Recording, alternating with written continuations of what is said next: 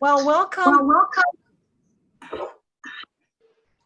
Okay, welcome everyone to this wonderful morning and to this opportunity to hear from the voices of wisdom and clarity regarding a topic that touches the lives of everyone. We are being graced with the presence of two prominent people who have come to share their experience-laden knowledge and wisdom with this community in order to present possible paths toward peace, community, and healing. Wally earlier provided you with the context of why the issue of violence against Asians is relevant today. He mentioned that in 2020, there were more than 3,800 violent crimes against Asian people, mostly women and the elderly, that have occurred across America. He further stated that although Hawaii, with its large Asian presence, have not seen the major brunt of these offenses, we are still not immune to the ramifications of these heinous crimes. Given the climate we are being presented today, with opportunities to see with new eyes the possibility to navigate through this ever-changing world with confidence, love, and fortitude, that each of us are capable of living in a world that works for everyone. And so with that in mind, our first speaker is Dr. Carolyn Sakai. Welcome, Dr. Sakai. She is a clinical psychologist in private practice and was formerly chief psychologist at Kaiser Hawaii Behavioral Health Services. She has been involved with being deployed in trauma relief missions to New Orleans and Rwanda. This is the Sunrise Foundation. Is that her? No, She is an author of published articles on thought field they're therapy. recording it on YouTube. It'll be on YouTube. I'm sorry.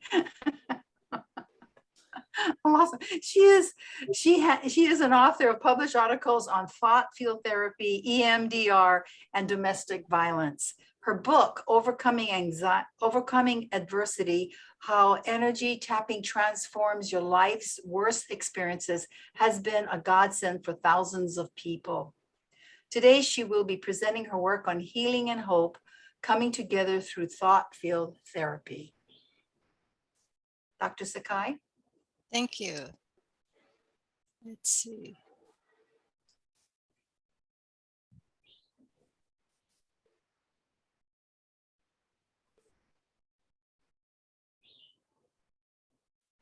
Let me get the logistics here of the share screen. And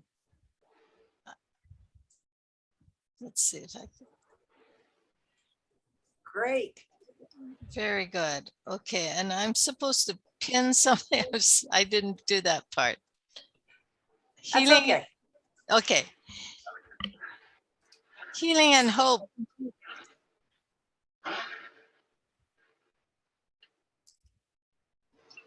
On December 7, 1941, Japan attacked Pearl Harbor.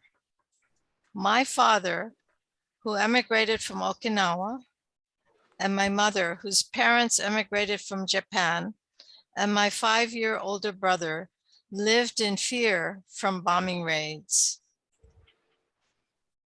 3 months later, I was born in a bomb shelter. The stress and fear were hard on my mother, who was overwhelmed when the midwife assumed I was dead because I was born blue with the umbilical cord wrapped around my neck. But I opened my big mouth and yelped when unceremoniously dumped on the newspapers. Because of my mother's being overwhelmed by the traumas, my maternal grandmother took care of me in my earliest years. She spoke Japanese, so that was essentially what I spoke early on. As I was a curious kid, forever asking questions, my speaking in Japanese drew ominous stares from passersby. I was hurried indoors and told very sternly that from that day forward, I was only to speak English and was to never speak Japanese again. I was told about neighbors, family, friends, and acquaintances who were whisked away, their fate unknown. I have a good friend and colleague, Ken, who was born in a Minidoka internment camp. His father's family had survived the bombing of Hiroshima by the US. His mother miscarried during the stress of relocation. His parents lost their home, property, and savings. And they survived with looking at making the best of things with the Japanese saying of shikata ga nai. It can't be helped, you make the best of things. Looking back at Pearl Harbor and Hiroshima then, and strong alliance nationally between the US and Japan today, is an example of healing and hope. At the same time these internments are going on, my much older half-brother, Toshio Higa, which you see on the memorial wall, was serving in the 442nd Combat Battalion in the US Army and died, although he died from pneumonia while serving. I learned to be quiet, to watch and observe.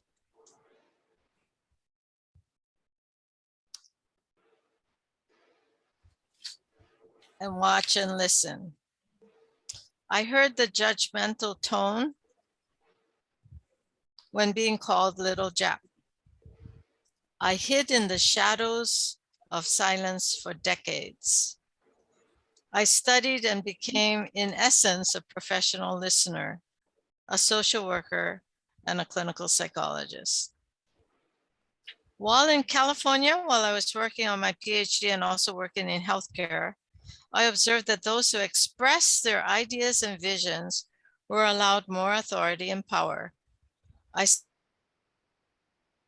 sometimes in thoughts that I later heard vocal white males express and get credit and promotions for coming up with these same ideas that I had shared with them earlier.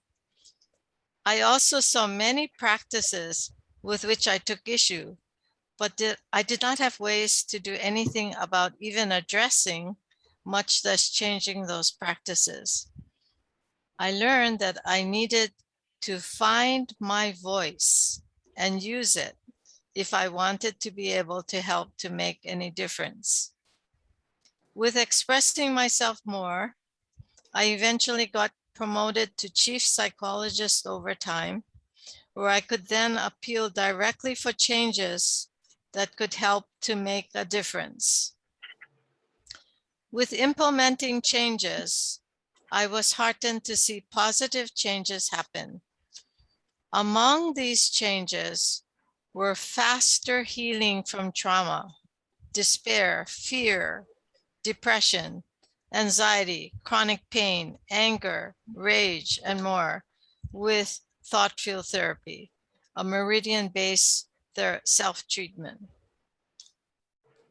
And I was able to subsequently go to Rwanda New Orleans post-Katrina to work with the Charity Hospital, Children's Hospital, and people in the community there very successfully with helping them overcome the traumas and adversities psychologically with thought field therapy. There I met, on deployment there, met a psychologist who had been to Rwanda, and he said that people in New Orleans, but where really needs our help is in Rwanda, where there were millions of people still traumatized from the genocide of 1994. So I had the blessing of going to Rwanda to work with the traumas 12 years after the genocide of 1994. And we were able to work with started off working with orphans and then widows and people in the community. And I was heartened at seeing the transformations after treatment of traumas, rage, depression, fear, and pain, to people moving spontaneously to healing, forgiveness, reconciliation, and truly seeking peaceful cooperation and harmony. From wanting revenge on the oppressors who killed their loved ones, they transformed to compassion for them with the realizations that they were victims as well as perpetrators and had acted in an irrational state of confusion, conflict, and fear, and would have to live with their guilt the rest of their lives. They were able to accept the apologies, move to forgiveness, and when their former oppressors were released from prison, the survivors helped them build their homes right in their neighborhood, sometimes right next door, where they could help the survivors till their fields and harvest their crops. Rwanda today is a model of peace and reconciliation, healing and hope, becoming truly one nation, all Rwandans. They don't even allow the use of the terms of the ethnic groups. They're all Rwandans. And they celebrate Unity Day together every month, something that would be wonderful to be able to see in our country with what's going on today with the anti-Asian. And we have a way forward that I'd like to share with you. If we are overwhelmed and numbed out, we need to be able to center, focus, and be fully aware and knowledgeable. And we will be working on the thought field therapy. You can actually do it either by tapping, massaging the points on the meridians, or you can do it mentally. And getting centered and grounded is where we find where your line crosses your palm, and you have the little bump if you make a fist on the blade of your hand. If you can tap there to get centered and grounded, it's something that we can do. It uses the small intestine meridian that is used in Aikido, Ki, and we sometimes call this the karate point because seeing karate demonstrations where they do this and then they break the brick with a 2x4. I used to think they were aiming on the brick, not realizing they're getting centered, grounded, lessening negativity or self-doubt. If we are living in fear, we can overcome and transcend that fear so we can be fully present. And that is very, very important to be able to look at finding our voice there, is to get past the fear. And we can work with the fear, work with, if it's related to traumas, work with the traumas that are connected to those fears and be able to bring down the physiological reaction of that fear so we can be calm and fully present. If we have been silently afraid, we can conquer our fearfulness and find and use our voices. If we are full of rage and hate, we can calm our anger so that we can speak in voices that can be heard and understood. And I think that's a very important part of working through to be able to have a voice that can be heard, is not only overcoming the fear so we can use our voice, but to be able to modulate our voice so it can be heard and understood. And we have to really mitigate and and eradicate the hate and rage, because that will bring up defenses and people won't listen and won't hear. So we have to be able to calm the rage and hate so that we can really be heard and understood. And if we are unclear and uncertain, we can join our collective wisdom in groups, in organizations, in communities. Join our collective wisdom, awarenesses, clarity, moral values, and focus to work together to make a difference. So I'd like to share with you just a snippet. Thought field therapy has a lot. You can see more about it on my website, www.tftcenter.com. You can also look at my book, Overcoming Adversity, which you saw on the screen earlier, and other things about and take classes. There are many classes. I have taught them. They're on hold now for the pandemic, but we're going to start them up as soon as we're able to do that. So let's look at overcoming fear and outrage to find voices that can be heard and understood. So we'll just focus on a couple of things. There can be a lot more to it depending on what we're experiencing. But for the basic, as I mentioned in the slide before, we have to be able to overcome our traumas, panic, anxiety.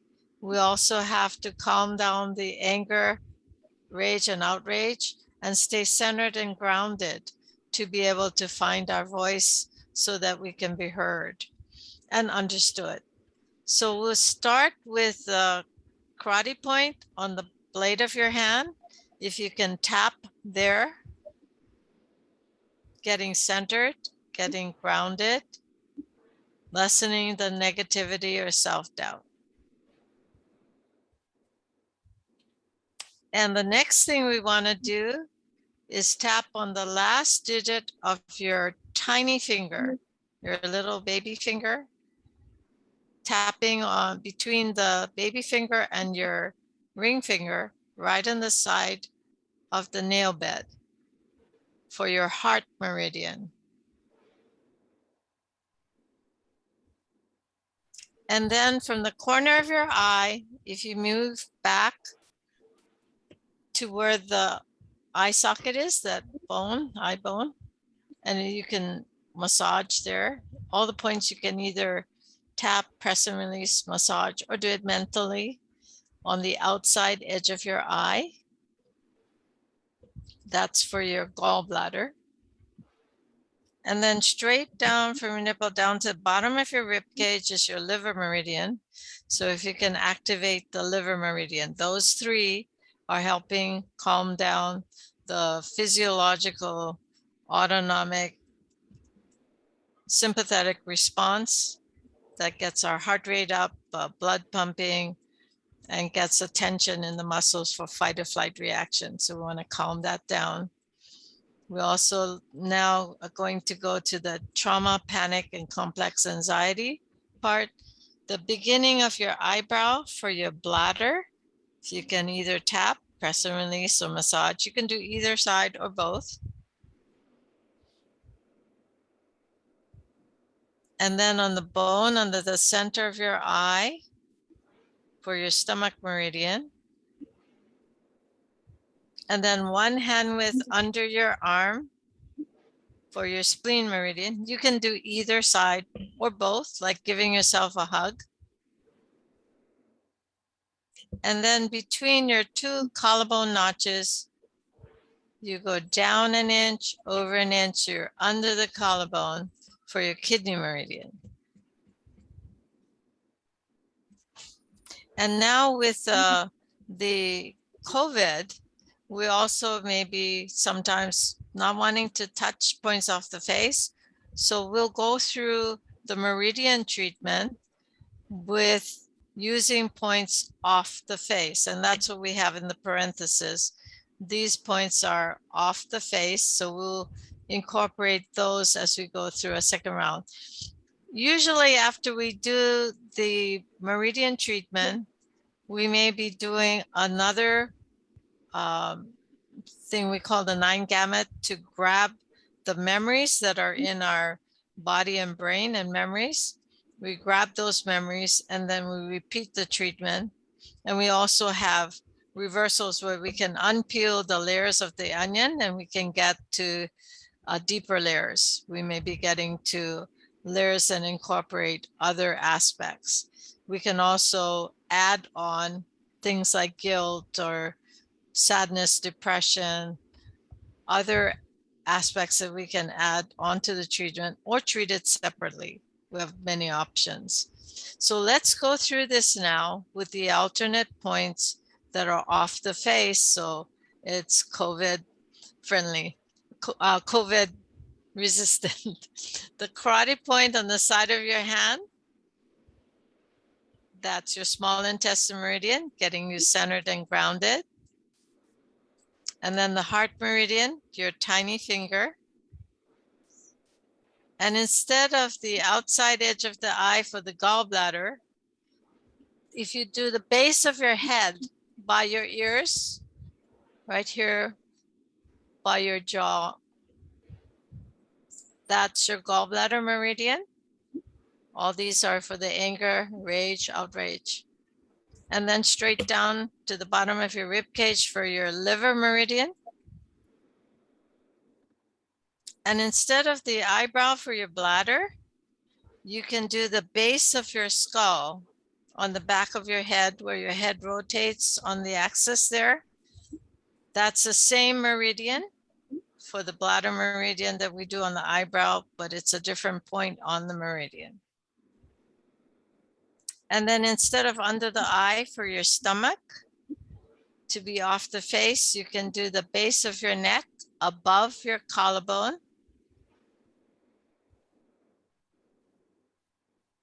These are all part of the trauma, panic, complex anxiety. And then under your arm for your spleen meridian. And then under your collarbone for your kidney meridian. So there are many more steps to that that can be used, but that is a very quick snapshot of something we can do to try to take the edge off the getting you centered, getting the anger and rage down, and getting the trauma, panic, and complex anxiety down so that we can actually find our voice and use it in a more effective way. We can also, when we're centered and grounded, be able to stay calm and we can listen better, which is so important. We need to be able to hear and understand what other people are saying and wanting in order to be able to be effective in looking at moving toward solutions. So thank you. And there's this website you can look at. There's more things about thought field therapy.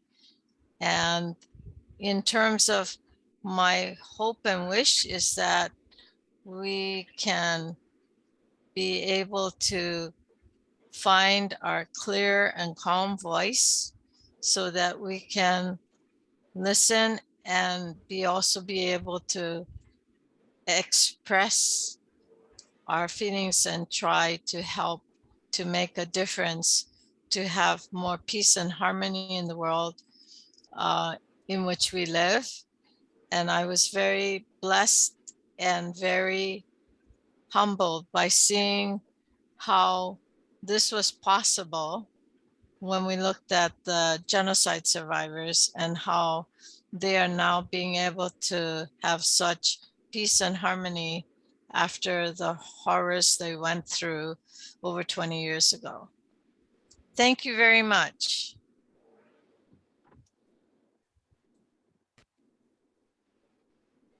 Thank you very much, Dr. Sakai. It was very healing to me. And I will confess that I am one of her patients. I am one of her clients, and she has helped me tremendously. I went to her over a year ago with some very certain issues, personal issues that I was dealing with, and she has been a godsend, and I thank her very much. And I know you folks have a lot of questions. I'm sorry, Dr. Sakai. I know you folks have a lot of questions. We can please hold it until after Dr. Murphy Shigematsu talks, because we'll have lots of time to converse. Dr. Sakai? Oh, I thought you wanted to say something. I'm sorry. Okay, so let's go forward. Dr. Stephen Murphy Shigematsu is our next speaker. He is a psychologist with a doctorate from Harvard University with training in clinical and community psychology, yoga, meditation, and Chinese medicine. He is currently a professor at Stanford University. His book, From Mindfulness to Heartfulness, Transforming Self and Society with Compassion, has had a profound effect with its sage and heartfelt connection, blending ourselves and others together. Dr. Murphy Shigematsu currently lives in San Francisco, but his life has been heavily influenced by being born in Japan, raised in Massachusetts, and living and working in Japan for nearly 20 years as an adult. Today, he will be talking about his grandmother and mother's messages about how to live a good life, facing hardships with acceptance and courage. Thank you, Donna.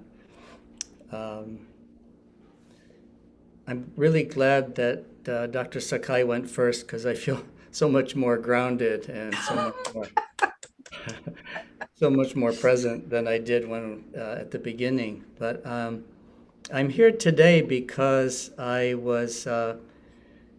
became connected to the Sunrise Foundation in May, and Wally invited me to Hawaii. I came, and I had the gracious hospitality at the Lehas for a few days, and at the end of those 3 days, I said, I'm ready to come and join you all here.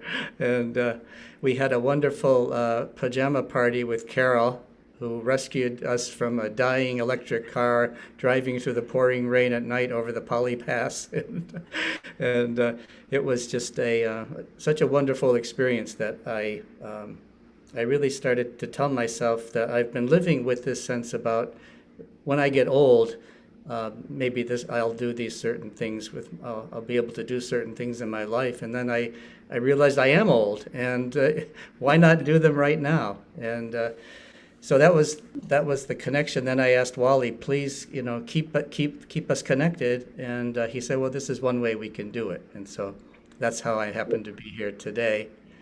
And I'm calling in from Massachusetts.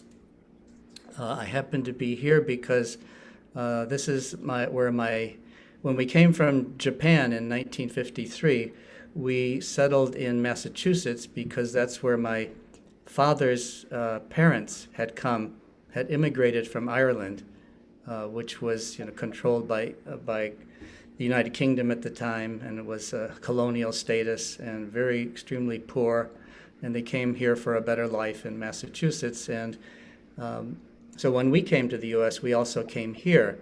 But my dad said, we'll just stop there on our way to Southern California. Well, I'm sure you'll love California. It's so much, so warm and nice beaches. And well, she never got there, the poor woman. She's still here, 97 years old, living in Massachusetts. And the first time that we decided to take a risk from, the dangers of COVID and travel airports and planes, and because we said she's 97, and who knows when the next opportunity will come that we can see each other. And so it's been wonderful to be here. And it's brought up a lot of memories too about what it was like to come here when we did. At that time, in American history and the kinds of things that we encountered after we came. And so I think I'll help my talk here with a little bit of sharing some slides that will give you a sense about where we came from. So my parents met in Tokyo after the war. My father was there with the American military, although he left the military immediately after he got there, and they told him to go home, but he refused to go home and decided that he was in love with Japan and that he fell in love with my mother, and I don't think they could, he didn't understand Japanese very well, and she didn't understand English very well, so they fell in love very quickly, you know. And I guess that's one of the secrets they had. And she said he was very charming for a while, and thought that it was in reality, he offered her a lot more freedom than she could have had as a Japanese woman at that time. And surprisingly, my grandparents, who are standing behind us there, actually welcomed him into their home and said, it doesn't matter your race or your nation or your religion. All that matters is that you respect our daughter and you respect us as people. And if that's the case, then you're welcome to join, even though they couldn't legally marry. So my two older sisters were born. They couldn't legally, when they were not legally married. And then by the time they got born, by the time I was born, they were legally married. But we had a happy family life there in Tokyo for a while, but then came to the U.S. At a time in which it was still only 8 years after the war had ended. And we were in a part of the country in Massachusetts where they had never seen any Asians, any people from Asia. And so we were quite an oddity, you know, for people. And for some people that was simply, we were odd, but for other people we were objects of their hatred. And it was a very volatile in some ways situation. I had to learn to fight very early in life. And I had to learn to defend myself and to walk around without being intimidated by other boys. And but I think as rough as we had, it was very hard for my mother because she was the only Japanese woman in that whole area. You know, never met any other Japanese, and she couldn't get her beloved anko or even shoyu. You know, so it was not even the comforts of food were there. And she was labeled a war bride, which to many Americans meant that she had tricked a good American man into marrying them and taking them to the U.S. And that it was a derogatory term that, in her opinion, and that my Irish family were very welcoming, but on the condition that we become Catholic. And so, strangely enough, we were raised Catholic. But we grew up with a sense of it was better to be very quiet because the odds were not good if we were very fought back directly.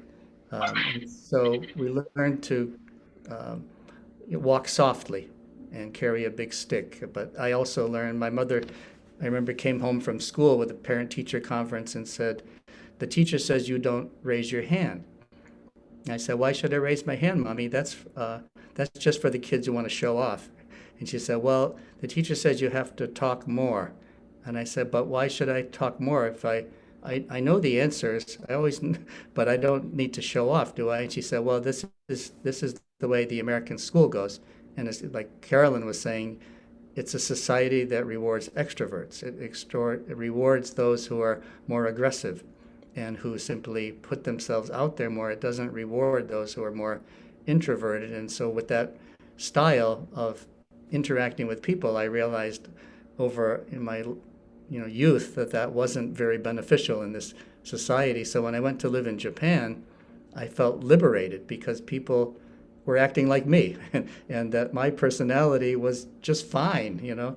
And that's why I ended up staying there for 20 years because it just felt culturally so much more welcoming in a way that the United States did not. But certainly at that time there was this sense of fear, and I think that this is what has been brought on now by this is a term that the U.S. military coined, the VUCA world. It's a world that the military said we can't strategize like we used to because it's a much more volatile world. It could explode at any moment, right?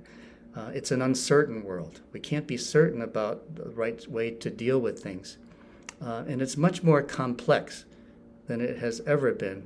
And so it's so difficult to make anything simple. It's also very ambiguous. Right? It's not clear at all what is the right thing to do, what's the right way to do it.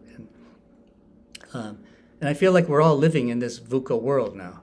And certainly we've all faced tremendous losses during this past year and a half.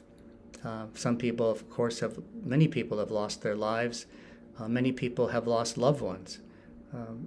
Many people have lost other things like their work, their jobs, their stores or restaurants, but certainly familiar things in dreams and pleasures, the routines of life, the customs that we've had that have helped us to get through life, to keep us grounded. Also major events in life we've had to cancel, graduation ceremonies, entrance ceremonies.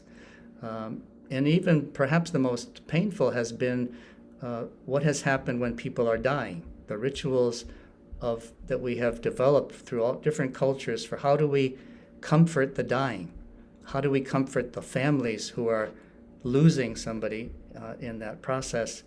And we've not been able to gather in those kinds of rituals in the ways that we have in the past. And this has really contributed to this sense of grief and the sense of vulnerability that we have, that we feel like the world is not under our control, right? We cannot control things. We realize that our sense of human mastery is not here right now.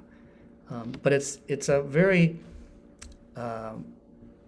universal feeling, right? That some people obviously, like myself, are much more privileged in the sense that I don't have to go out into a dangerous work situation every day. But that's this sense of vulnerability, I think, is something that humans around the world are feeling, right? We feel like we don't know. We feel some sense of helplessness, that the ways in which we have felt if we acted in a certain way we could control things, we feel like those are lost to us now. But there's something about this state of vulnerability that I think it's really crucial for us to look at, in that I've been lucky to be able to teach, continue teaching young people throughout the pandemic.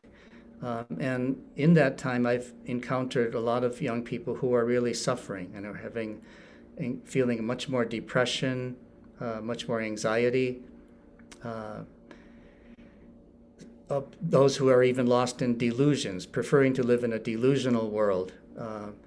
And there's, I feel their sense of suffering, but as we've worked together, I've also felt this sense that they talk about,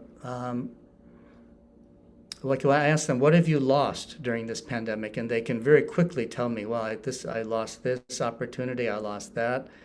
I couldn't do this because of that. But then I say, well, what have you gained? And then they reflect for a moment. They say, I was never able to be so alone with myself before. And I always tried to escape from solitude. And now I can't do that anymore. And I realized I can confront that sense of solitude or loneliness or being alone. And I can bring forth the ability in myself to be in that situation, to be not only comfortable, but to appreciate it and to say, oh, I can gain something from this solitude that I could not gain if I was always with people. And they say that they have a new sense of, therefore, personal power. They realize they are more powerful than they thought they were. They also feel a change in their values. So they make amazing statements like, I can never go back to who I used to be. So this whole idea, when are things going to go back to normal? They say, I don't want them to go back to normal because I can't be the person I used to be. I've changed during this time, and I want to find ways that I can express that ways and how I have been changed by being in this during this pandemic. They feel, and part of those values are a change in the sense of appreciation of other people. So the kinds of relationships that they took for granted in many ways, they suddenly feel like a greater sense of gratitude and appreciation for those relationships that have been part of their life, but they say, I just took it for granted in many ways. And so there are many ways in which I feel like this sense of vulnerability is also the seed of transformation. So in Buddhism, it's often said that it's the seed of enlightenment, and that it's something that is always within us, but requires us to go to this place of vulnerability, which is and the word vulnerability may be not comfortable for some people, but I think it's very much like humility, in the sense that it's simply being more human. You realize this is human nature, to be imperfect, to be impermanent, to be vulnerable is simply to be human.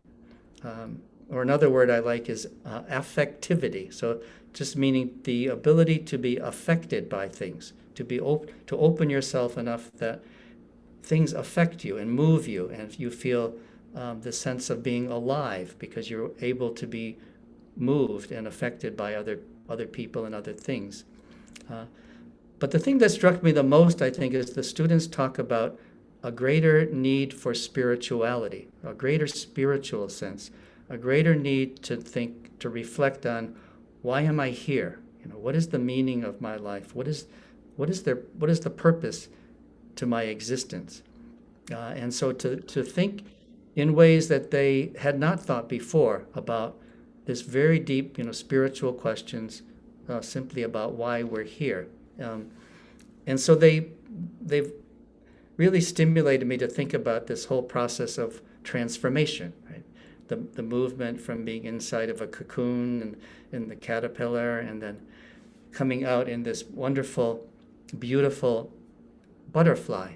And to think that if this is possible, then it is certainly something that we can all think about, how we are possibly being transformed from this strange experience that we're going through.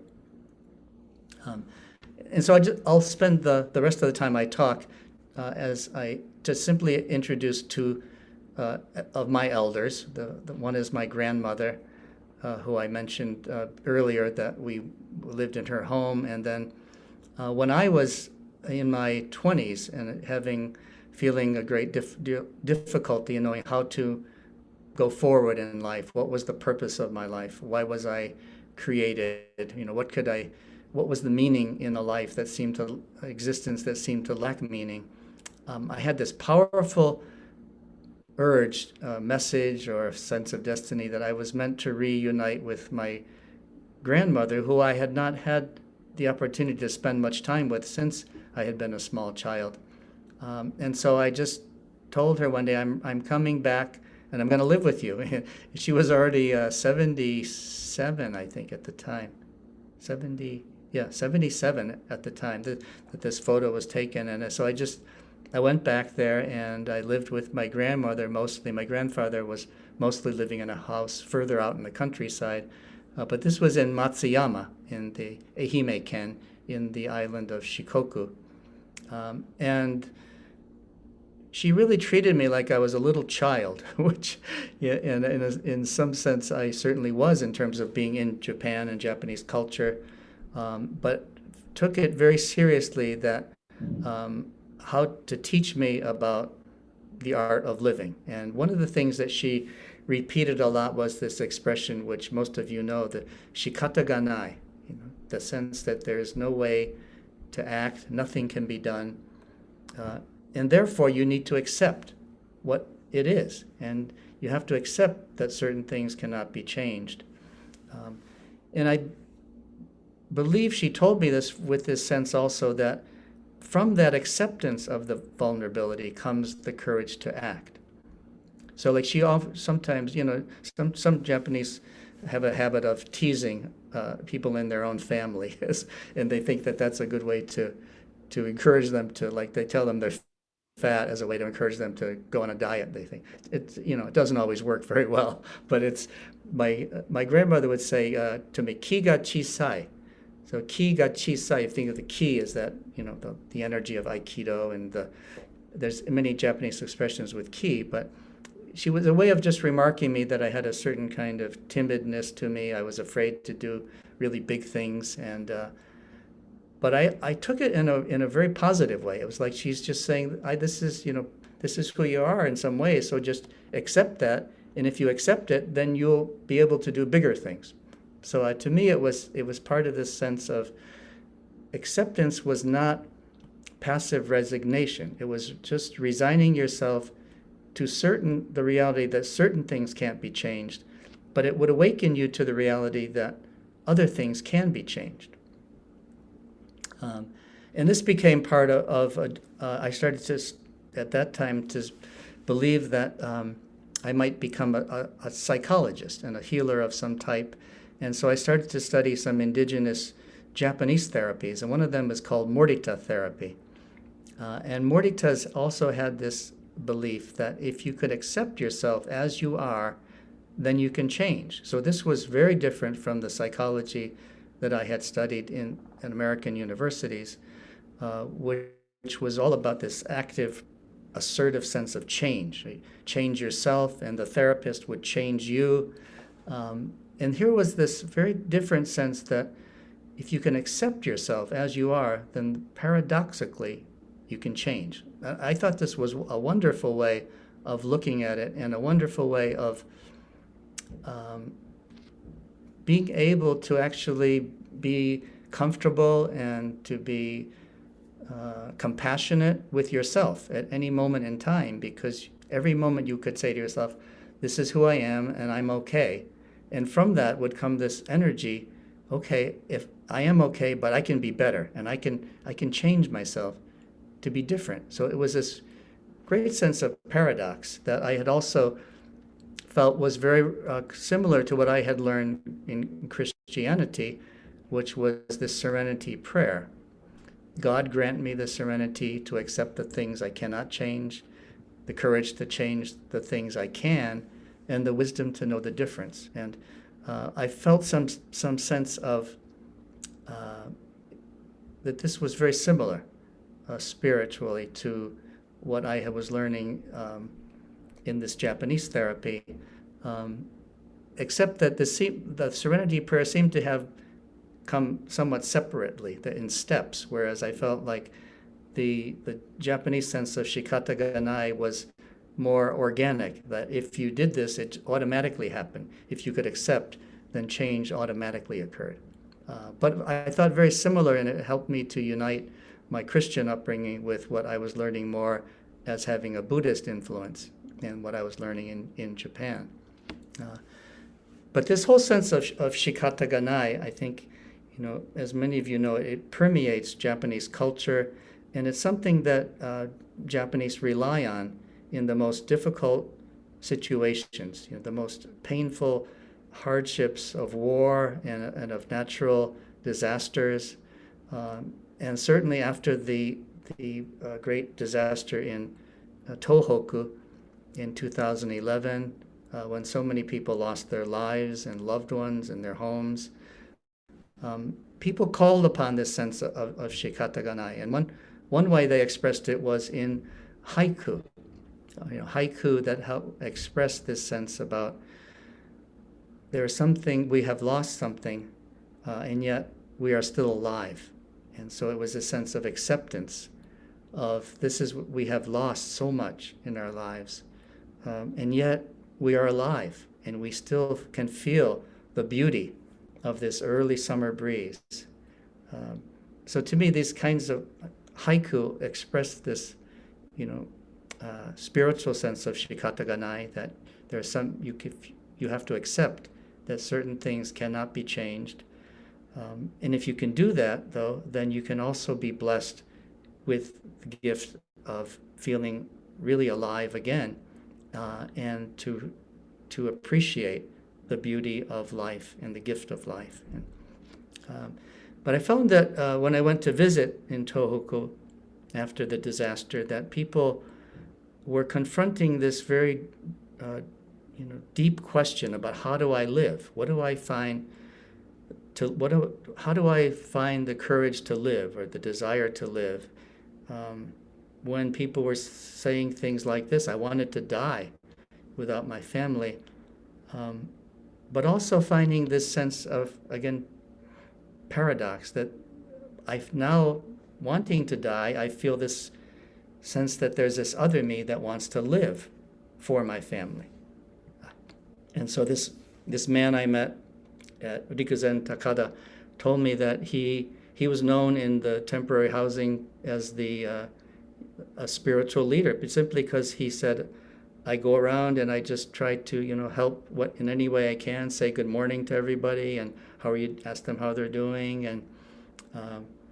And I said, how do you do that? And he said, well, I never tried to forget. And I don't believe that is the way you get over traumas, not by forgetting, but by actually remembering in a certain way. So remembering that my wife and son are gone and that they both loved this community. They both loved and they wanted to do what they could for this community. And I think, well, I'm still alive and I can do something. And so for them, I remember them and I say, I'm going to get out of this bed and get out of the house and go around and do what I can for my wife and my son. My grandmother told me that a lot of the things she was teaching were Bushido, and that were the influence of her ancestors that she grew up with in Ehime. And she also liked this word to remember, which, I think is complex when you're talking about difficulties in life, the idea of remembering them or forgetting them. But I think there's a certain way that we can remember that is very helpful. And so she said, I asked her, what do you mean by remember? And she said, well, one thing, remember your ancestors. Because if you can keep connected to your ancestors, then you know that you are not alone. And you know that you are not alone in this body, even in this lifetime, but you have some kind of connection. You might call it a spiritual connection to your past, to those who have come before you, to those who contribute to your very existence right now. And remember that you have a precious human life. Always remember that, and that this is a gift that you have, and that don't waste it, and do what you can with this life. Do the best you can with what you have. Remember also meant remember that you are part of nature. Right? That we're all part of nature. We're all just like cherry blossoms. We're all living, but we're also dying, and that is a natural process and not something to get hopefully too depressed about or too absorbed into the losses or the degeneration, but to think of this as simply a part of nature that we all go through, just like as we observe something, the beauty of the cherry blossoms, and then as they drift away. And so this was something also that she taught me when introducing me to the tea ceremony, the sense of life in every breath and every cup of tea. And she also said that this was part of Bushido, to contemplate death, and that death, this was a way of feeling more fully alive.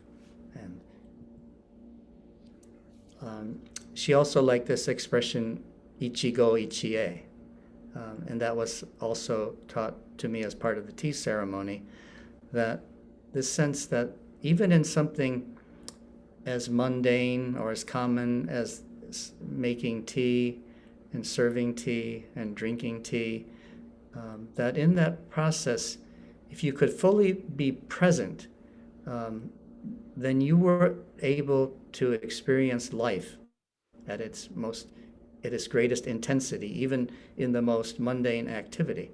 If you could treat it that this is a one moment in time that will never come again. And so literally the kanji mean one moment and one coming together. And so I thought also this was a very beautiful way to live in the moment and to be present in whatever was happening.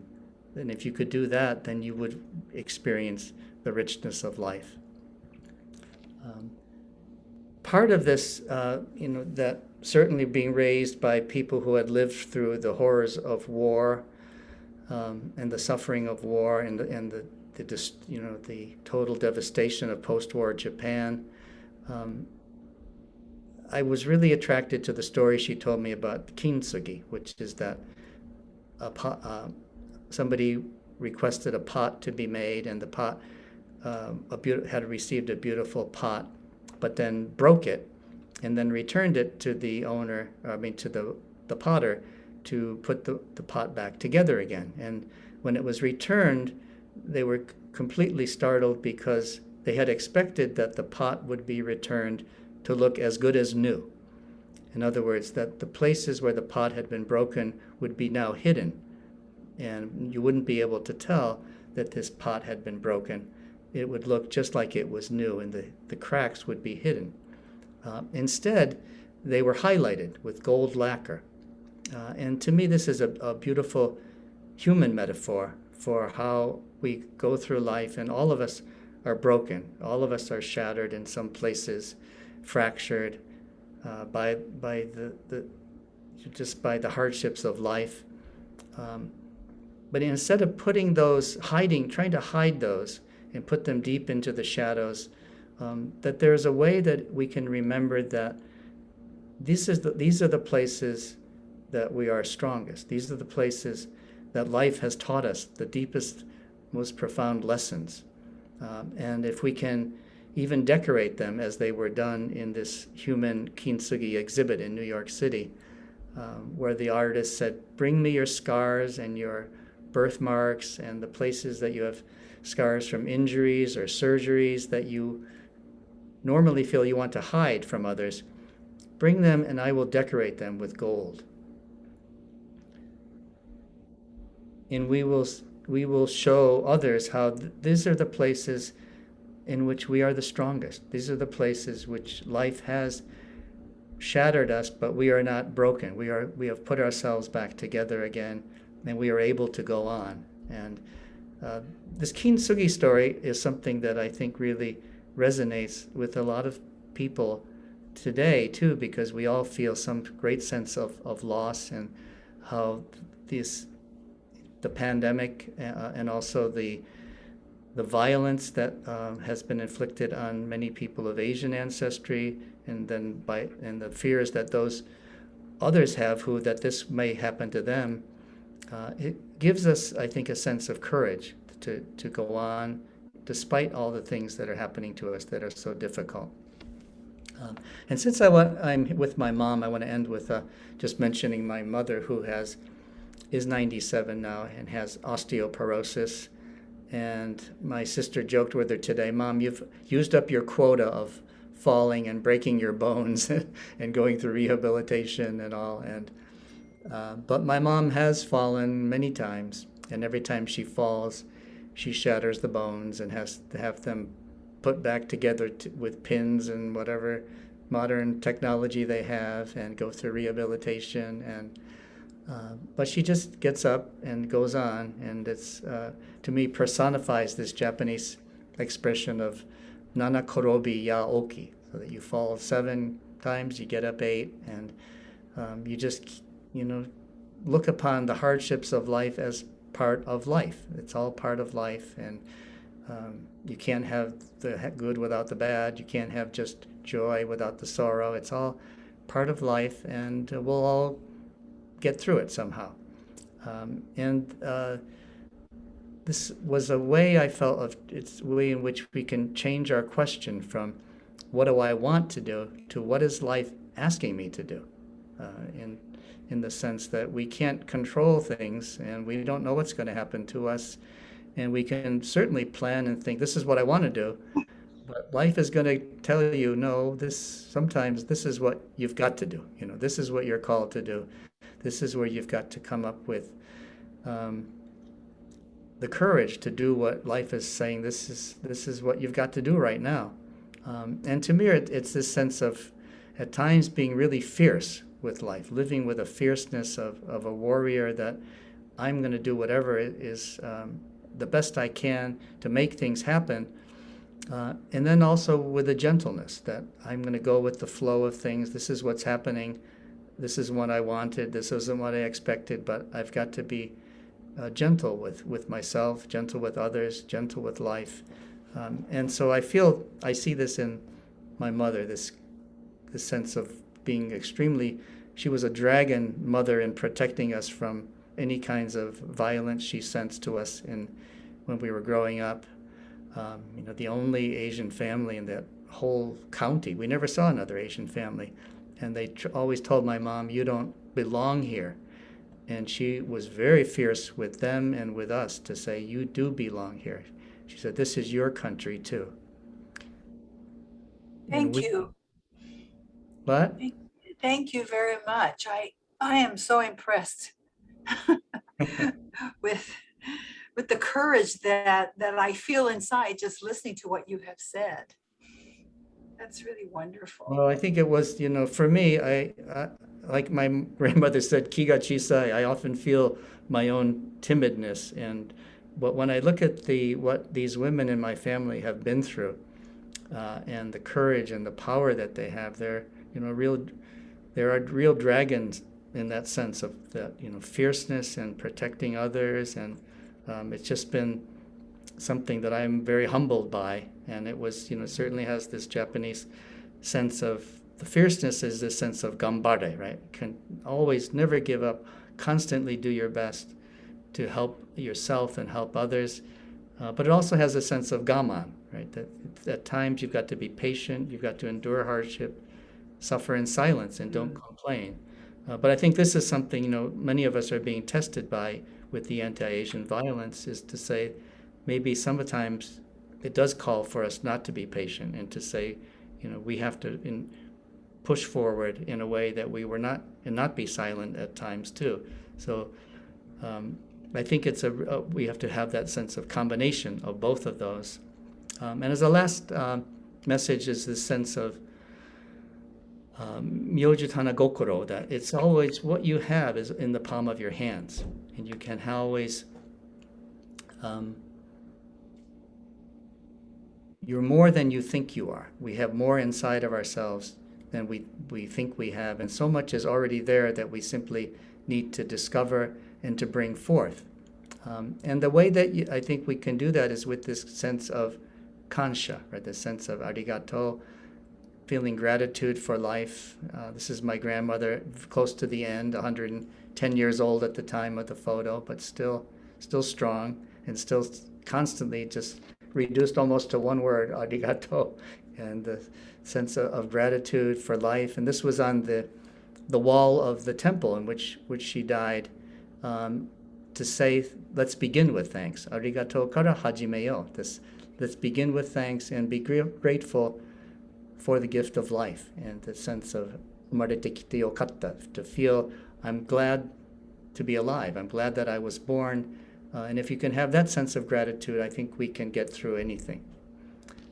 So I'm going to stop talking here because we'll have some time that we can have some exchange and hear from other people about how they may feel moved by what we have been talking about.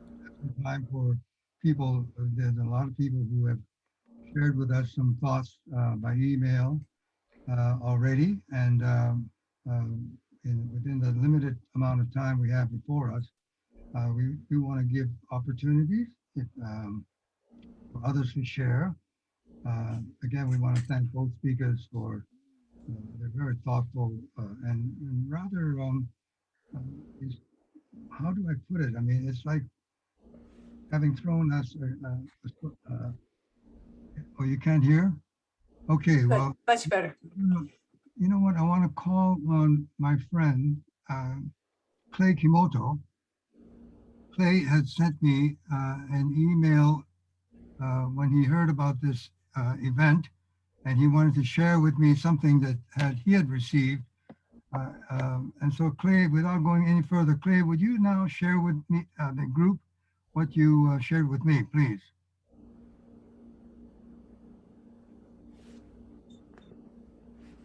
You gotta unmute yourself.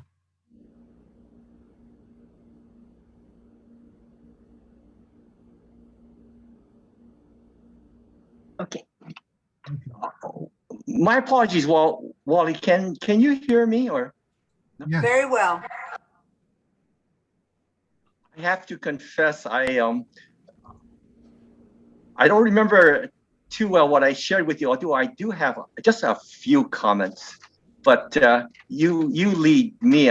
If it's what I shared with you, I don't specifically remember it, but I'm going to depend on your guidance, Wally, in terms of commenting. you gotta remember. We can pass for now then. I thought what you shared with me then in your email was very poignant, but you don't. Well, let me just share just a little bit then, and then I don't want to take too much of time. Yeah. Mhm. I believe we started this conversation about the violence against Asian Americans, and I look at that as a structural problem in the United States, racism. However, what I'm going to say may sound controversial. I even look at this seminar, which I really appreciated both Dr. Sakai and Dr. Shigematsu for their comments. I could see where they have been of extreme help to so many.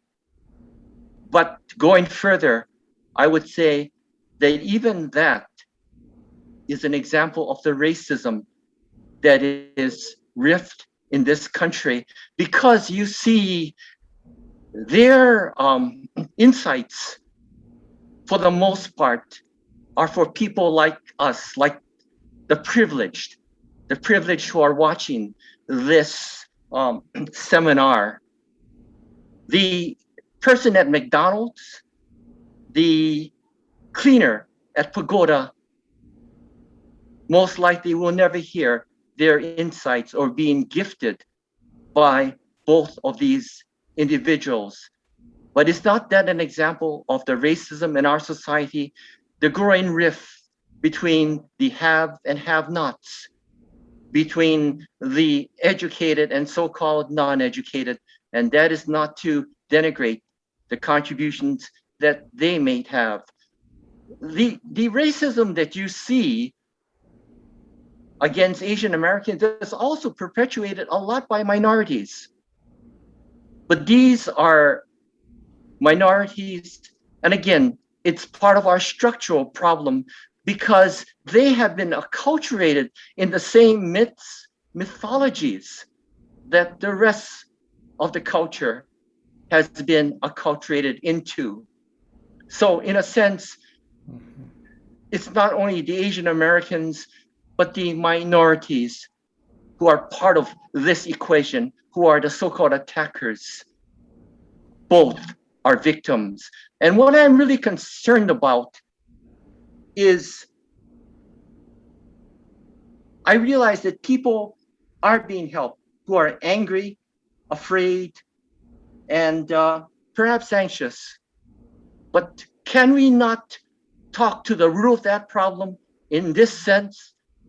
Certain Asian Americans are afraid, anxious, and fearful because realistically, the way our culture is, there are many threats to their existence. So their reaction is not one of being misguided. It is actually an accurate reflection of what they face.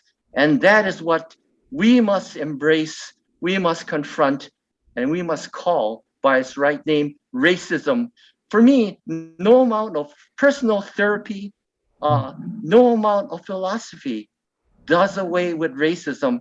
It has to be addressed physically, in a sense of being openly calling it what it is, by the stories of those who are affected by it, and by the courage to say, this is not right.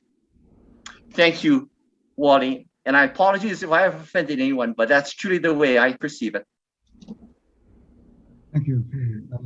I believe what Clay just offered is a good complement to so much of what has been offered this morning thus far. I want to open it up to other people. I know a number of you have something else to share. And we do want to spend the last 5 minutes singing the song that Woody is going to lead us in. But we do have another 10 minutes or so for your input. So anybody else want to share their thoughts, please? Wally, could I just respond to that? Sure.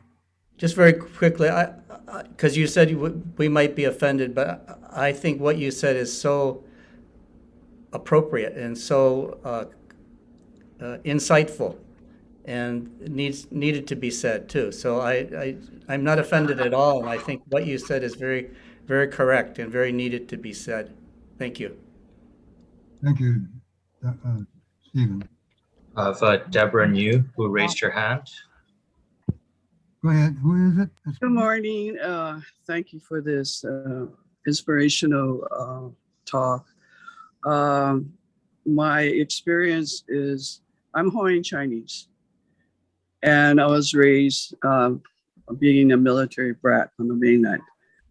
I believe prejudice, racism is a generational thing. You have to go to the root of the cause. And the cause is many generations. It doesn't matter what minority group, because we're all guilty of racism. And whatever minority group you are, because we have learned through all this pain, through all the prejudice, because I have experienced it myself growing up, being the only Oriental in the school, having to deal with bullying. I didn't have the prayer of the Serenity Prayer. I didn't have all, and it's nice to get the Japanese background, culture, philosophy. But growing up, I didn't have that. What I did have was spirituality. My understanding as a child of God. And that's what got me through all the bullying, the belittlement from others just growing up on the mainland. Even coming back, because I had a Southern accent, the local kids bullied me, but I had to protect my brothers and sisters and whatnot. But it's refreshing to hear and to know the Japanese version, culture, all this, and I thank you for that. It makes it, for me, inspirational of what I went through. For the silence I had to do, and then taking a stand at one moment in my childhood and say, no, just from the experience, no, I will not stand for this anymore. I gain respect, but I have to gain respect in other areas that they will notice that I am not a person to put up with all the negativism and whatnot. It's just by outdoing them, being better intellectually and whatnot, without having to attack, show violence or anything. It was my spirituality that took me through all the hardships.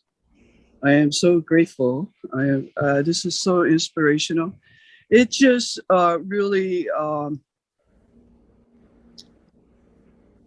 strengthened what I was going through. My silence, then eventually coming to the level of realization that I cannot stand in silence anymore. And Gandhi put it, be the change you want to be in the world. And I hold that dear to my heart for injustices and whatnot. So I've been fighting for people in many areas for injustices. And it was a thankless job, but that's okay. Just as the main thing that people were happy, they're And that's about all I have to say. Thank you. You. Thank you, Deborah. Anybody else wish to share at this time? This is marvelous. I'm so grateful for this opportunity to hear all of you and to have all of you be part of this very important event. Who else wants to share at this time? David, you look like you're ready. Ooh, this David? Yeah, David. Yeah. Oh my. Is that, can you hear me? Yes, very fine. Thank you. Okay. Well, I certainly want to share that I'm grateful to be here and listen to Carolyn and Stephen and our last speaker, Deborah, to share and play. I've not been a victim myself of racism. I feel like I've been sheltered in that way. Even though I spent 13 years on the mainland, I never felt like I was a victim of racism.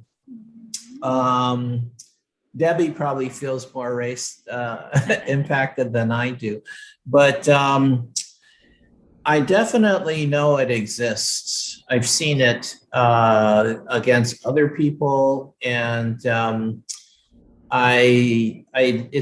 when Wally talked about this session, he talked about hate and violence and all this, and I just didn't have anything to add to that. I haven't really, I guess I haven't really experienced it myself. And so for myself personally, I'm very, very appreciative that I haven't had that experience. But, you know, when I look out and see what's happening worldwide, nationally, there is so much hate and so much division. And I don't know how much of that is brought about by the media wanting to sell more newspapers or whatever. I like to look at the positive side in general, just really embrace what I see as the good things in life. And so I know the atrocities occur, and I'm just so grateful to see so many people, professionals and people who do care and do positive things, and I just don't see them getting enough support and enough recognition. And I earnestly just want to embrace more of that aspect of life that we live and the world that we live in. I look at the names and faces of so many people on this session, and I know that there are so many of you who are caregivers, and I celebrate that mostly. That's where my heart is right now. So, thank you. Okay, thank you, Kaohu. Who else? If you don't mind, we're going to stay together for another 10 minutes. So, Woody, is that okay with you? Can you hang in with us for another 10 minutes or so? Good. So who else? I would like to have as many of you share your thoughts and your feelings. This is really the heart of what we're doing today. A time of gathering as well as mending. So who else would like to speak? Stedman. Would you? Hello. Yeah, who said that? Hello? Is it I you? just have a question Yeah, go ahead. for Stephen. The time that you went to live in Japan, did you experience the treatment that you had when you were living in America? Or were the Japanese people welcoming of you? Well, yeah, by that point, I was already in my 20s, and my dream that this was the place I would be completely welcomed, of course, and treated like a native was totally a romantic dream. And of course, Japanese saw me as an American and, gaijin. And but there was also the expression that, oh, you're more Japanese than we are, type of, that. And so it was, they did recognize something in me in terms of, I think, the culture and my love for the culture, that they felt very comfortable with me. But socially, there was also that sense of being a gaijin, but it didn't affect me as much because I was an adult, as compared to the racism I, as a child, was very, I even had a dream about it 2 nights ago. So I think, the impact of early childhood racism and trauma is just, as Carolyn knows, is just so much more powerful than the kind of what you receive when you're later in life. Yeah, thank you. Thank you. Thank- Ginny. I'm going to turn to Ginny. Ginny. Hi, Ginny. Are you hearing me? Ginny Tanji. Yes. Hi. Would you like to add to our conversation, please? Well, not really, but I have lived on the mainland, and I know I've experienced some of the things that both speakers were talking about. And I feel very grateful to be in Hawaii, where I know some people experience racism, etc., but where we tend to look at each other and not see so much of the differences, as the differences are descriptive terms and the way we just describe each other. And it's very different when we say, we have a Filipino pharmacist or a Japanese mailman. It's not a term that's discriminating, but a term that simply identifies the person. Thanks. Mhm. Thank you. Anybody else? Say, Perhaps- Wally. Yeah, go ahead. Stanton, Stanton. Go ahead. Yes. Yes, thank you for the great speakers this morning. I'll start off with my comments to Dr. Murphy Shigematsu, that when he was talking about the concepts of vulnerability, it first struck me negatively because it seemed to imply not protecting yourself. And then as he moved on to acceptance and change, I realized they are concepts on the same continuum, perhaps, that to reach acceptance and change, you start off with vulnerability. And it reminded me of learning karate, where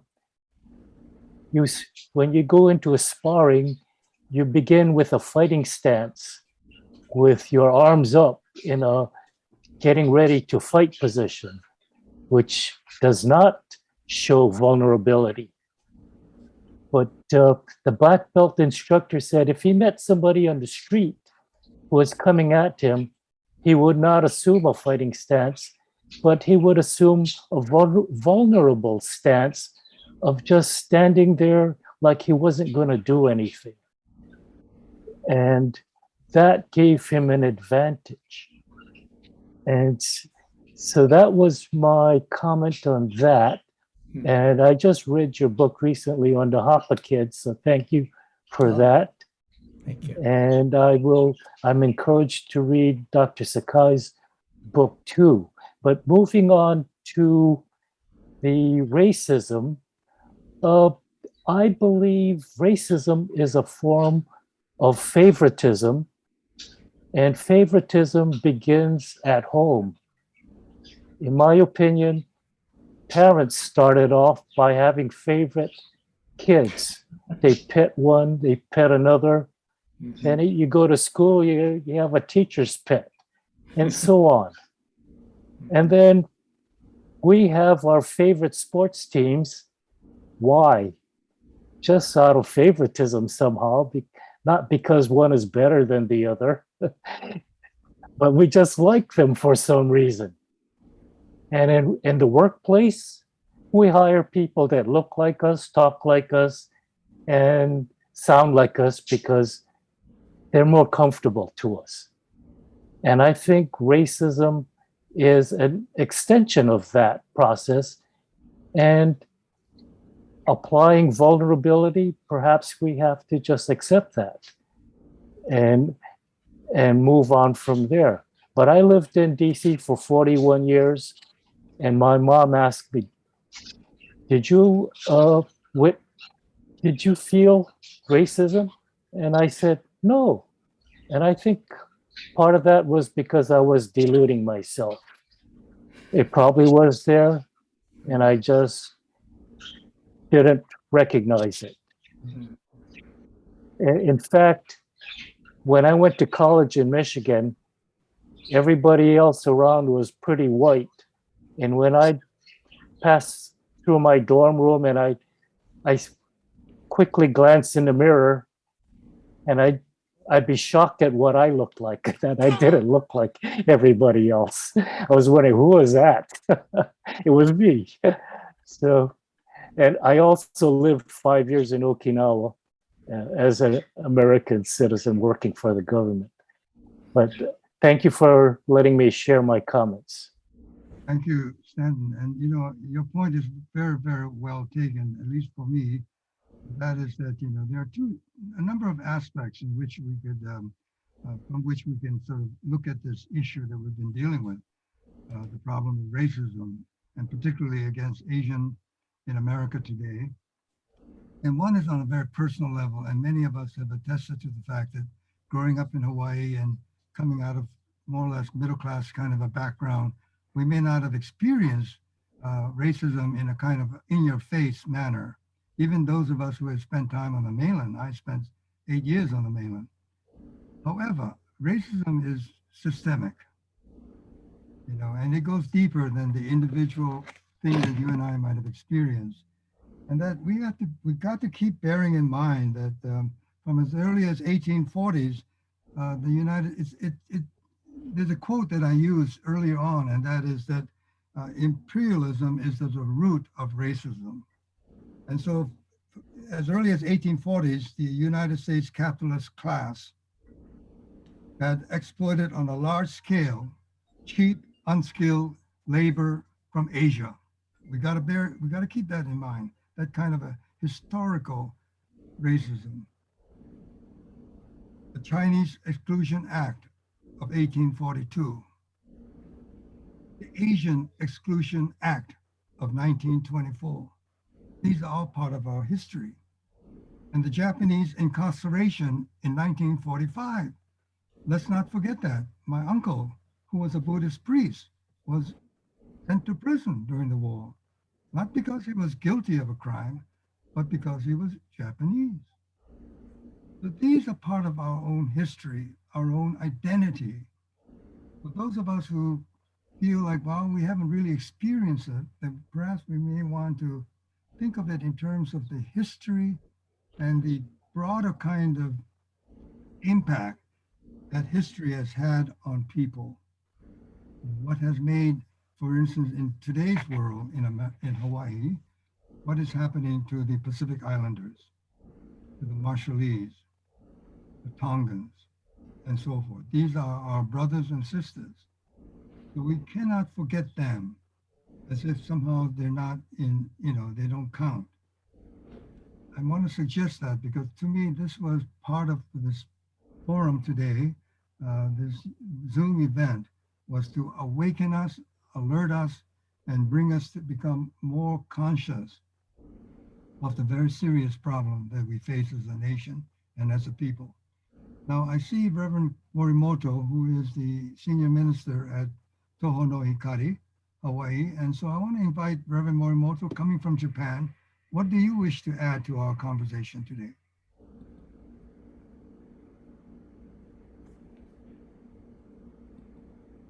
Would you unmute yourself and say some few words?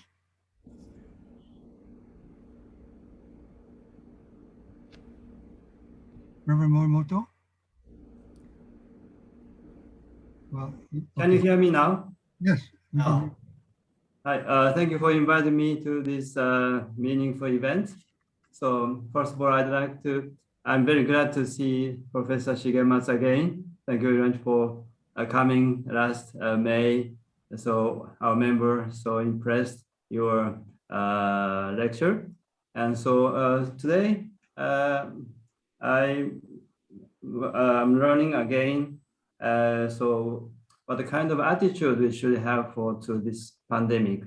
So we are learning from you the ancestors' wisdom, kansha, gratitude, vulnerability, or the Ichigo Ichie. So many important traditional culture we can learn. So now many Japanese forget about that too. So I think especially how to strengthen the gratitude by myself or ourselves is very important to overcome this severe time pandemic. So I'm very thankful that you prepared for this event. All righty. Thank you, Reverend Morimoto. Now, I'm going to allow for a few more comments. I see Jim Toyama, who is head of Mindfulness Hawaii. Jimmy, you want to say a few words? And then also I want to turn to Ron and Charlene, if either one of them wish to say a few words. Let's begin with Jimmy. Jimmy, you want to say something now? Thank you, Wally. Can you hear me? Yes, very well. Thank you. Thank you for the invitation to be part of this presentation and also maybe to share a few comments. I don't have much to say, actually. I'm always trying to learn from everybody, like a sponge, I suppose. But I like to focus on the word vulnerability. I think no matter who we are, where we are, we're always vulnerable to things. And I think being aware of that, we need to find ways to accept that and to be strong enough to overcome whatever that is challenging us at the moment. And therefore, we have to be open to learning how to do these things. And today's presentation, I think, provided a lot of different insights into how we can deal with that. But we are all vulnerable. And I think a lot of these things, even like racism and hate, comes from a sense of vulnerability. And out of that comes maybe fear, which translates into, I hate you, I don't like you, you're different from me. So we need to overcome that. And I do believe that what was presented today by Carolyn Sakai and Stephen is very informative to that end. So thank you very much. Appreciate that. Thank you very much for the presentations, by the way. Jimmy. Okay, Ron and Charlene, either one of you would like to add some thoughts?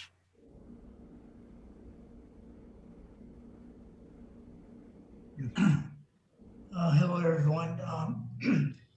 I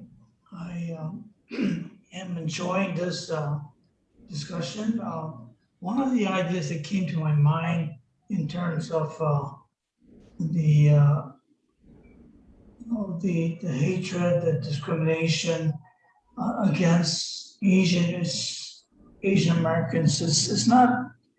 If you go to the root of it, if you go back, and someone says you got to go back generations, like Wally did, when he talked about how the Chinese people were exploited for cheap labor and so on. You can go back and look for answers there. But, if you look at the conditions today, when I see clips of attacks on especially women, Asian women in Chinatown, or in New York City, Asian women or elderly Asian people being attacked, by Black people who are also discriminated against. Mm-hmm. It really, a lot of it comes down to something as plain as economics, the imbalance of income, people who don't have enough money for food. They look at these foreigners, these immigrants that come in, and they find success in this American economic system where they move up the ladder and find economic success. So a lot of it, you know, it may be rooted many generations ago, but it's an explosion that we see now. And a lot of it is because of the disparity in terms of just the economic well-being of different racial groups. So it's something so hard to place the finger as one root cause. There are many, and to me, a lot of it has to do with economics. Thank you. That's all the comment that I have. These comments have become so very, very informing and helpful. Charlene, you want to add to what you're had to say?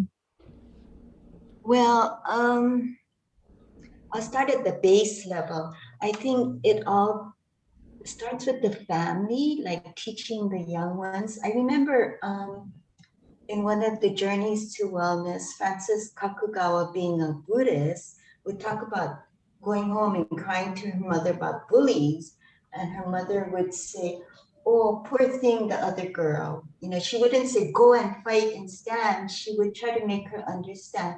And I think a lot of it has to do with our egos. Like oftentimes young kids, they feel like they can elevate themselves by pushing others down. So a very small part or an important part is that we need to start with the young ones at home. Okay, I'm going to turn to one more person and see if she would like to add to the conversation, and that is Sister Ernest, Marino's sister. Hi, Sister Ernest. How are you?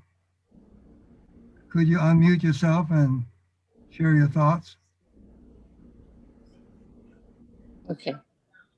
I really appreciate Dr. Carolyn and Dr. Stevens sharing. I was a patient of Dr. Sakai just this last year because I had a bout of cancer, and she really helped me a lot at the beginning. So I'm happy to report that I'm cleared, supposedly. You know, thank you. I'm Chinese. I grew up in Hong Kong. And I when we talk about racism, I said something like the Chinese are one of the most racist group that I know, you know, in Hong Kong. 98% is Chinese. So we say about the other people who are not, we just call them non-Chinese. We don't care whether they're Irish or German or whatever. They're just, to us, it's like, you know, and of course, China, the Chinese word is Middle Kingdom. And I was fortunate to grow up in a community that has the protections until I'm older. So then when I moved to the United States when I was 24, I understand the history, I understand the Chinese Exclusion Act, and I understand, particularly in Hawaii in the 1970s, since then I had been here, there were not that many Chinese in Hawaii because they all moved to the mainland because there's more people, there's more opportunities for their children. And people would think that I'm Japanese. So they started talking to me in Japanese, and I feel so vulnerable. So I try to go and learn Japanese. But anyway, or they think I'm Okinawan or Filipino or Korean. They never think I'm Chinese. I guess partly because there are not that many Chinese who are in social services because they're all in banks or, businesses, or doctors or lawyers or whatever, if there was Chinese. But I think what Dr. Sakai and Dr. Stephen share is a part of, my own reflection about facing racism. I think it is equally important to be aware of your own what is your own reaction? What is your own experience? To be able to also notice the hurt and the fear of other people who have been affected by racism. And I find that, talking about being vulnerable, sometimes you see, especially your friends, let's say saying something that is racist or to other people, because you wanted to belong to that group. I feel chicken not to be able to say something like that. It's like, ouch, that's not, called for. And then I see other people or myself too, to think, oh, no, I'm going to let them, the people who are hurt, speak for themselves. I shouldn't speak for them. But of course, when you think about it, you should speak for them because they're not able to speak for themselves because they're experiencing. And if we think that we belong to a larger community, which we do, or even now, with the climate change and everything else, and Black Lives Matters, we are aware that we are one.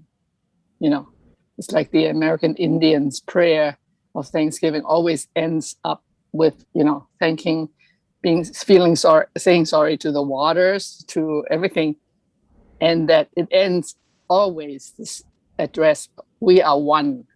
So if we can recognize the fact that we're one, when just one of us is hurt, it is one too many, so it's not just me being reflective and thinking, oh, I'm in a good space or whatever, or I'm in a bad space, but to recognize that we are connected and that we are one. So that's my own thing. I keep seeing people, and again, Woody, I hope you don't mind. We're going to extend it a little longer, not too much. Wally? Longer. Yeah, but Sorry, I want Wally. Anita Trubet or Marilyn. Wally? Yeah, somebody. Marilyn Hearn raised her hand earlier. I'd like her to speak because she raised her hand. Thank you. Yeah, I see it now because I was looking at one screen. Sorry about that, Marilyn. Yes. And then Thank you. I'm really glad that I was able to tune in today and be part of this.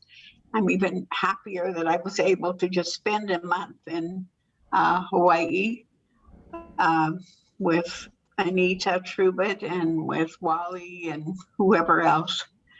I'm in San Francisco, and I think I gained a lot from all of this today, as far as in particular how people can help themselves in dealing with prejudice against themselves. And that's important. But I think also this country is based on the idea that we all have a voice, and we don't practice it.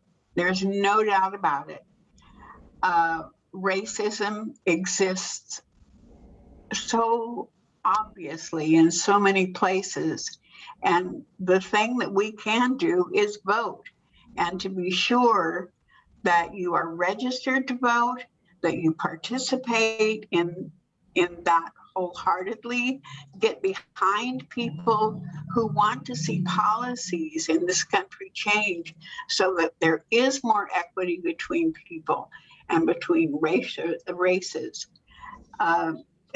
I think it's horrible that we're this many years into the United States, even though we keep saying how young we are, but we're old enough to know better. And many of us do. So that would be my message today. But I do appreciate what Dr. Shigematsu and what Dr. Sakai said, because, and I have each of your books, by the way, thanks to Wally. And I think that we can use the techniques that you talk about in all kinds of things in our lives. So aloha. And I have to sign off because a helper is coming now. But it's good to see you all. Thank you. Thank you, Marilyn. I see Woody, he's going to say some words too.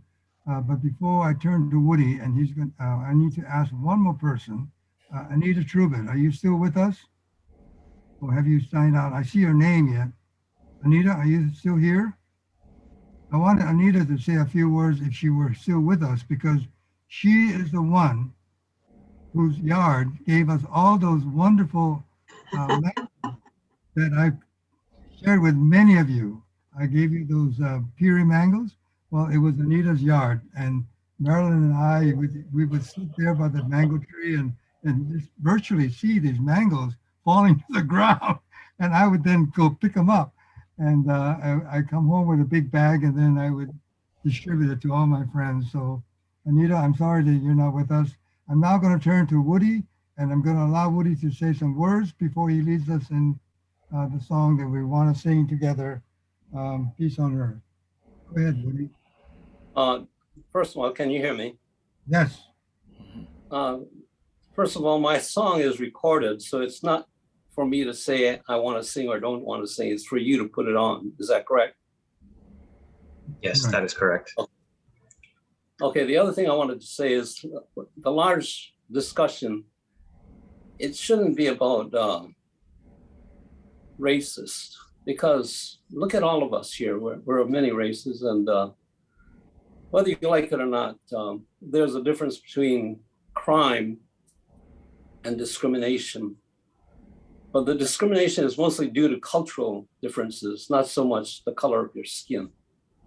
Because I look at all of you and I look at all of you as equals, but we all discriminate based on different things, looks, economics, standing in the community and so forth. And if you look at the crime side of it, they interviewed one of the people who attacked people in San Francisco, Chinatown, asked him why he was attacking these women. And his honest answer was, well, they don't fight back. I think they got money because the Chinese are known to be wealthy in San Francisco.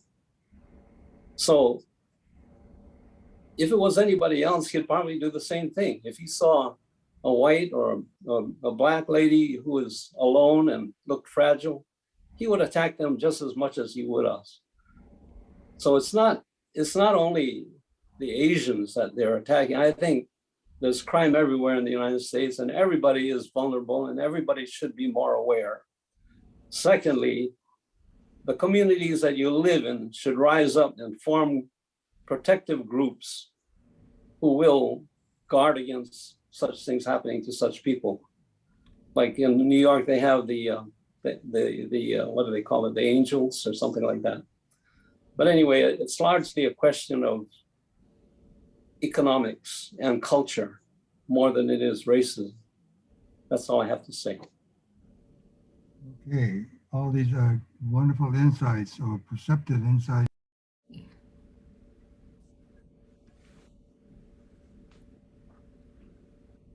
Wally, you muted? Wally, you muted? Yeah, these events are planting seeds more than anything else. So it's those seeds that were planted today, and each of us are going to have to nourish them, ourselves, nurture them, and allow them to grow forth. Now we're going to sing, we're going to hear Woody singing for us, Peace on Earth. And then, as you notice, we're going to sing the second verse with him. So let us now hear the recording, please. Isaiah.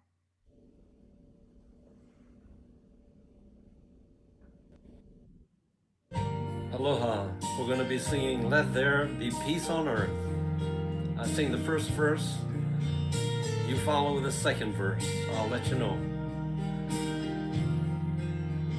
Let there be peace on earth, and let it begin with me. Let there be peace on earth, the peace that was meant to be, with God as our Father, brothers all are we. Let me walk with my brother in perfect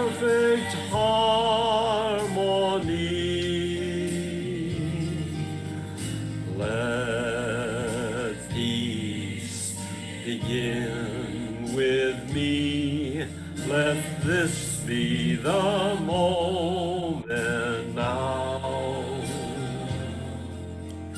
With every step I take, let this be my solemn vow to take each moment and live each moment with peace eternally.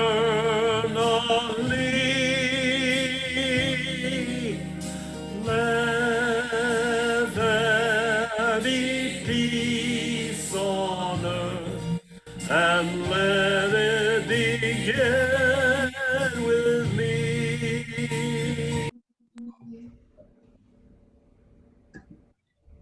Okay, we were to sing together the second verse, but we don't need to do that. Sorry, no. I'll get back on it. 1 second. Oh, okay. Yeah, let's sing that because it's such a wonderful song to bring us to a close. Sorry, that was an accident. No problem, my friend.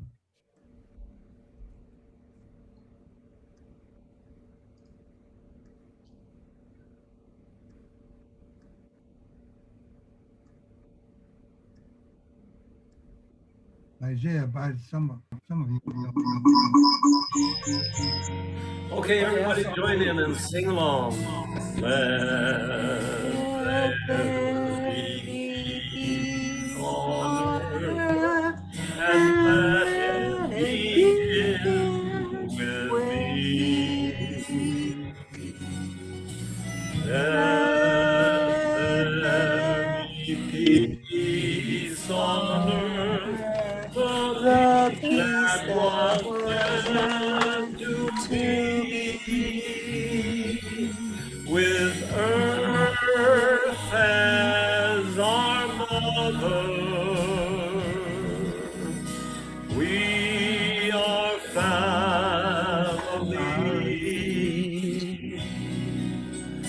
Let us walk with each other in perfect harmony. Let peace begin with me. Let this be the moment now. With every step I take, let this be my solemn vow to take each moment and live each moment in peace eternally.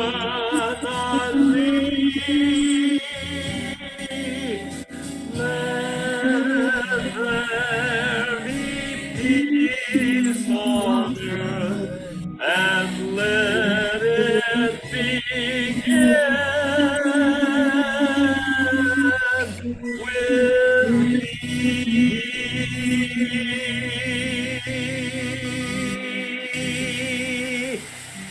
Thank you very much. Sunrise Foundation's next public event is going to be Journeys to Wellness 9 on November 6th with Ron White, author of New York Times bestselling biographies on Abraham Lincoln and Ulysses Grant, as our keynote speaker. He will speak on, and it's going to be a good follow-up to today's session. His message is going to be on the healing of America, with attorney Clay Kimoto and Councilwoman Esther Kia Aina as respondents and Art Blum as moderator.